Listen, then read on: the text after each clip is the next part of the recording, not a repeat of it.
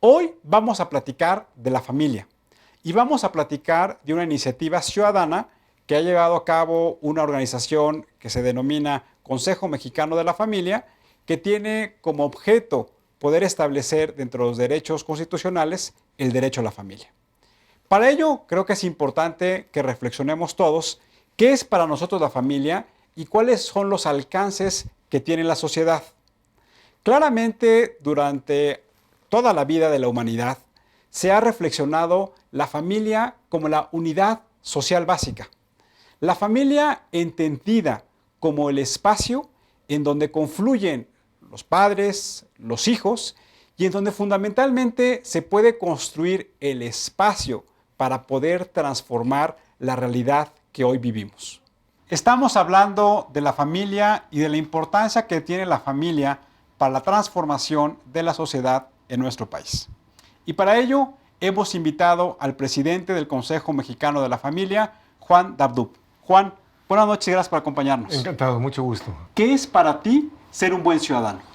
Bueno, pues un buen ciudadano es una persona que tiene un compromiso con su entorno social y se preocupa por aportar algo que modifique la situación en la que está viviendo. Cuando las personas que tienen algún tipo de liderazgo, sea empresarial, social, religioso, no exponen sus puntos de vista, no defienden sus creencias, sus convicciones, sus valores, sus principios, pues el resto de la sociedad se siente confundida y se siente perdida y entonces terminan convenciéndose que a lo mejor los que están mal son ellos. Juan, me gustaría que nos platicaras a nuestros amigos cuáles son las actividades, cómo se origina el Consejo Mexicano de la Familia y en dónde está el foco actualmente de esta organización de la sociedad civil. Bueno, pues fíjate que nosotros empezamos con esto por accidente, nos invitaron a un Congreso Mundial de Población en el Cairo, Egipto, en el 94, en el Año Mundial de la Familia, nos invitaron a mi esposa y a mí, pues bueno, dijimos, pues vamos. Ya estando allá, pues terminamos entrando como reporteros a la Asamblea de Naciones Unidas. Eso nos permitió también entrar a las ruedas de prensa, entrar a las salas de prensa, obtener documentación. Con el tiempo fuimos viendo que esto iba deteriorándose y terminamos diciendo, bueno, aquí no estás haciendo lo que deberías de hacer. Entonces, o te metes o te sales. Entonces terminamos decidiendo meternos. Cerramos el despacho, yo soy mercadólogo de profesión, tenía un despacho de consultoría, ya más de 20 años trabajando. Hablé con algunas personas que estuvieron dispuestas a apoyar y con eso arrancamos subsistiendo. Eso fue hace 5 y hace 3 tomamos la decisión de que si queríamos incidir en el país teníamos que estar en el Distrito Federal porque aquí está todo concentrado todavía, desafortunadamente. El Consejo Mexicano de la Familia surge como tratando de llenar un hueco, ¿no? Hay un hueco importante. Nosotros nos especializamos en el entorno externo de las familias. Hay mucha gente trabajando con las relaciones conyugales, las relaciones padres e hijos, entre esposos, etc. Entonces hay mucha gente trabajando, tratando de ayudar a las familias a tener una buena solidez, a poder avanzar, ¿no? Pero no hay nadie que esté trabajando en que el entorno se parezca a lo que tienes dentro de casa, a lo que estás queriendo construir dentro de casa. Entonces lo que nos encontramos en este momento es que el entorno es completamente diferente a lo que pasa dentro de la casa. Los hijos salen de la casa y bueno, salir es meterse a internet, prender la televisión o simplemente salirse a una fiesta o a una discoteca o antro, como les llaman ahora, y resulta que todo lo que ven fuera y las revistas y todo lo que ellos perciben, pues exactamente les promueven todo lo contrario a lo que nosotros les enseñamos en casa, en la escuela o en la iglesia. Pues teníamos que salir a hablar de frente con estas cosas. Entonces dijimos, bueno, nos tenemos que especializar en la opinión pública, tener la oportunidad de prepararnos para poder confrontar las ideas, salir a debatir en público, de manera prudente, de manera clara, y entonces, pues, básicamente serían esas las características diferenciales, además de que somos la única asociación de personas pro familia. O sea, si tú te quieres afiliar ahorita o quieres sumarte a algún proyecto con alguna organización que defienda a la familia, no te puedes integrar tú como persona, nada más aquí con nosotros. Y hacen las características relevantes.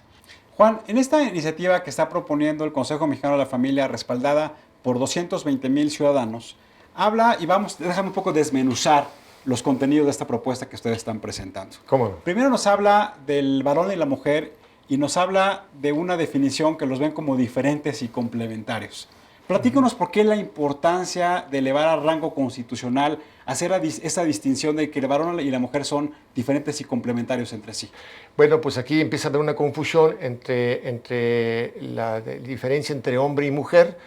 que la ley en este momento dice que el hombre y la mujer son iguales ante la ley. Entonces nosotros decimos, bueno, pues sí, qué bueno que lo especificas que somos iguales ante la ley, pero es importante para atender las necesidades específicas de cada uno que se entienda que somos diferentes, aunque tenemos el mismo valor como seres humanos, pero somos diferentes y a la vez somos complementarios en este mundo, ¿no?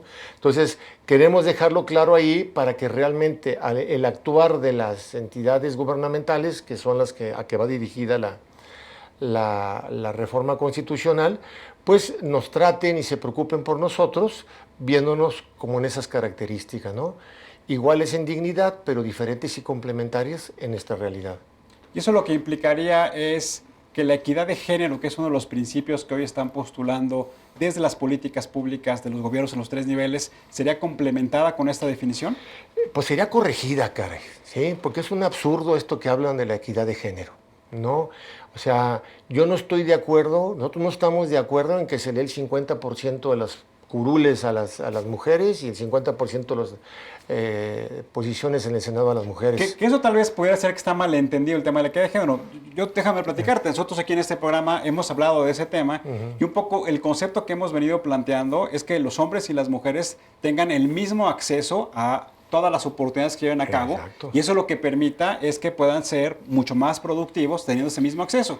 Hay muchos estudios que lo que plantean es que, por ejemplo, las mujeres, si comparadas con los hombres, tienen las mismas posiciones dentro del mando de una organización, pero por tener la calidad de mujeres les pagan menos.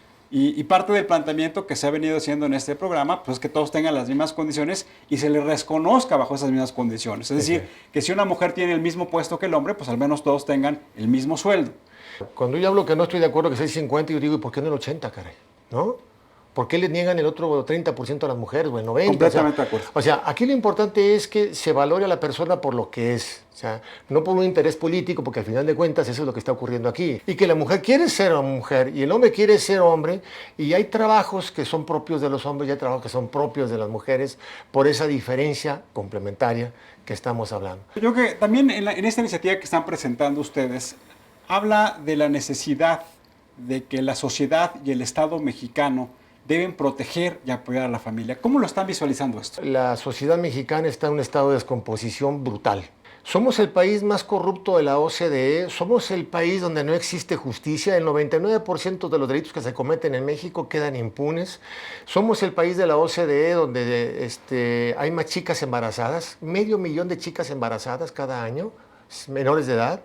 Pero el problema no es ese, el problema es que hace 8 años le dijimos a la Secretaría de Salud, señores, su educación sexual no funciona, no hay país en el mundo que haya parado las enfermedades de transmisión sexual, ni haya parado los embarazos adolescentes a base de condones. Entonces siguieron con la campaña, bueno, ahora somos el primer lugar y tenemos casi 500,000 anual de chicas embarazadas. Somos el país que más gasta de su presupuesto en educación y sin embargo somos el de peor desempeño desde que entramos también a la OCDE.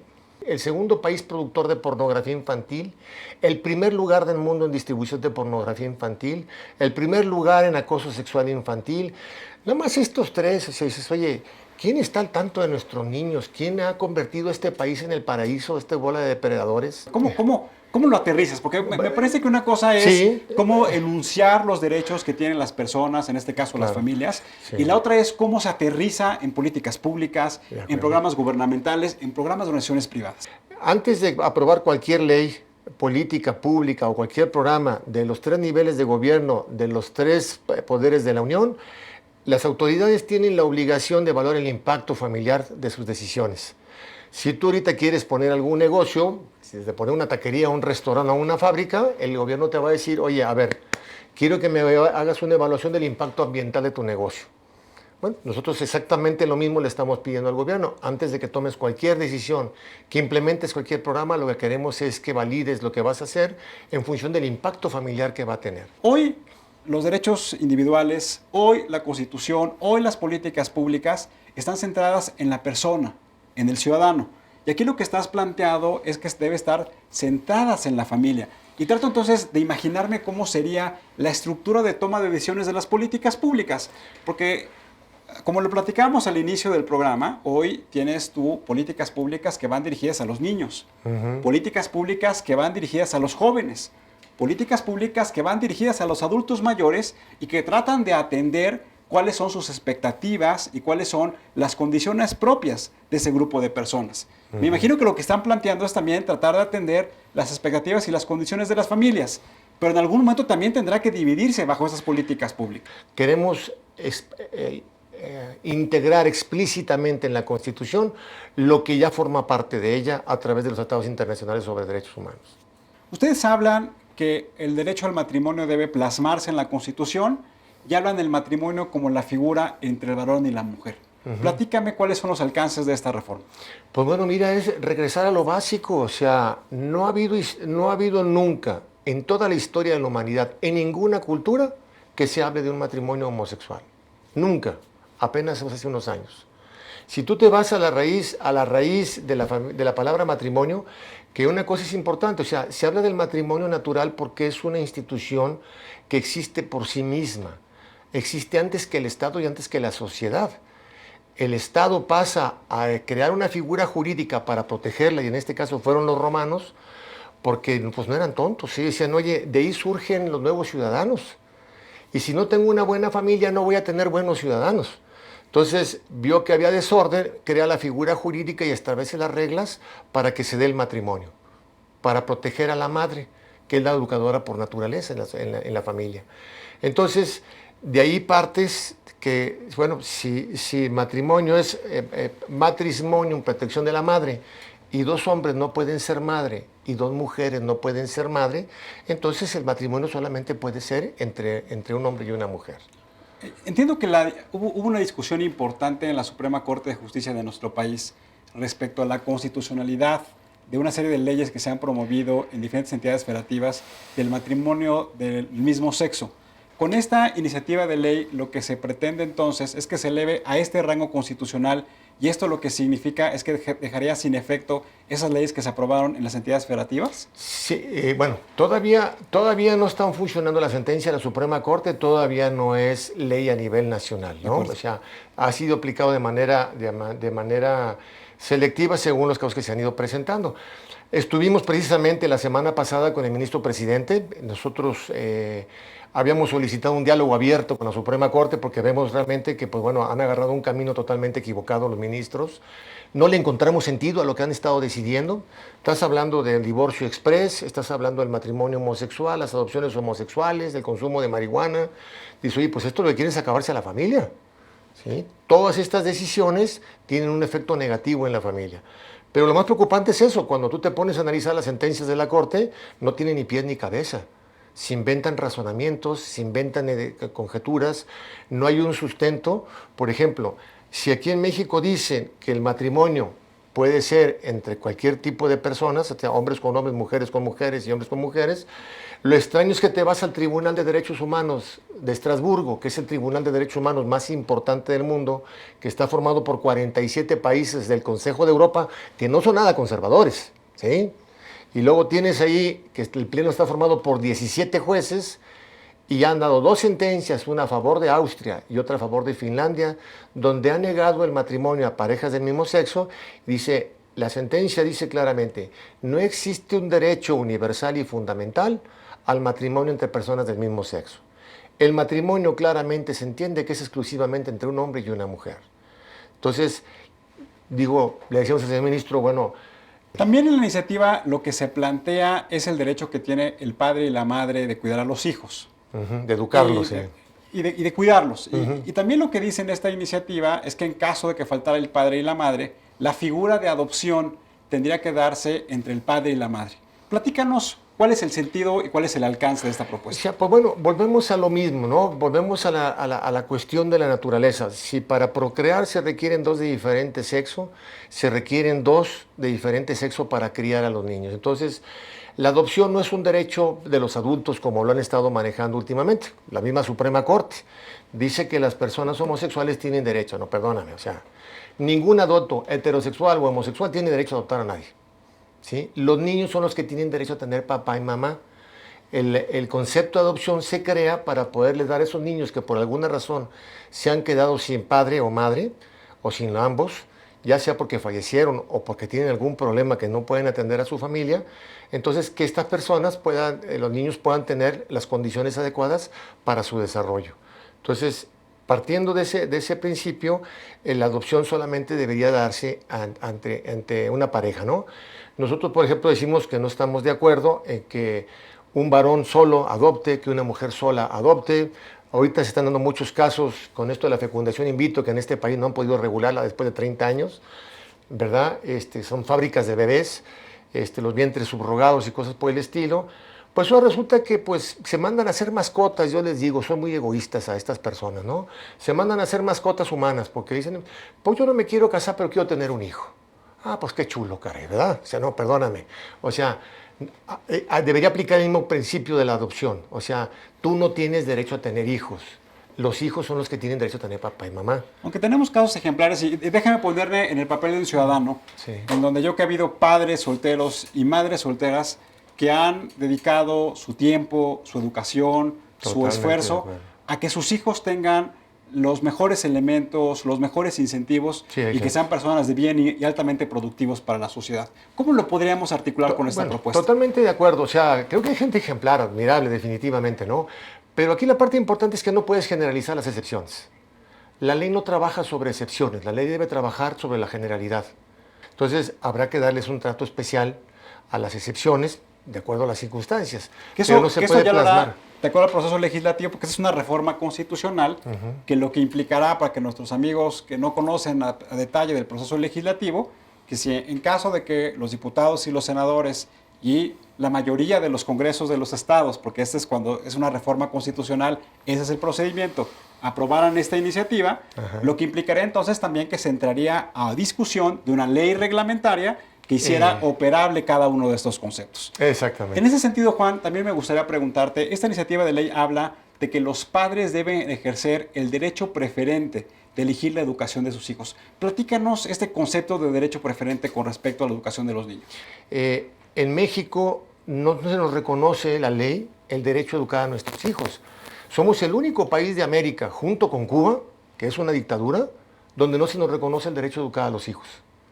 ¿Sí? El que tiene derecho a educar a los hijos es la Secretaría de Educación Pública, el sindicato, la maestra Elbester Gordillo. Esa es la que el tiene, Estado, como dice la el Constitución. Estado, sí, el Estado. Entonces, no se vale que esas gentes tomen la autoridad sobre nuestros hijos y que decidan qué les van a meter en la cabeza a los muchachos o no.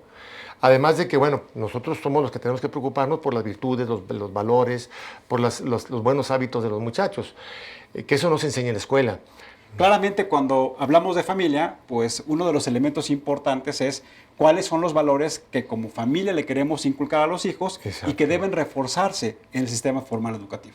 Totalmente de acuerdo, totalmente de acuerdo. Pues amigos, nos quedamos con la idea fundamental de que la familia es parte de la sociedad y que la familia, como lo hemos comentado el día de hoy, tiene un rol importante para cómo podemos transformar las condiciones en el que actualmente se desempeña la sociedad. A través de la familia podemos mejorar la educación, a través de la familia podemos trabajar en mejorar las oportunidades y las condiciones de desigualdad que vive nuestro país. Y esa me parece que es la parte relevante de esta iniciativa que están planteando, en darle el derecho a la familia como también una instancia de la sociedad para seguir transformando. Nos vemos en la próxima emisión y recuerden, ante todo, seamos buenos ciudadanos. Muy buenas noches.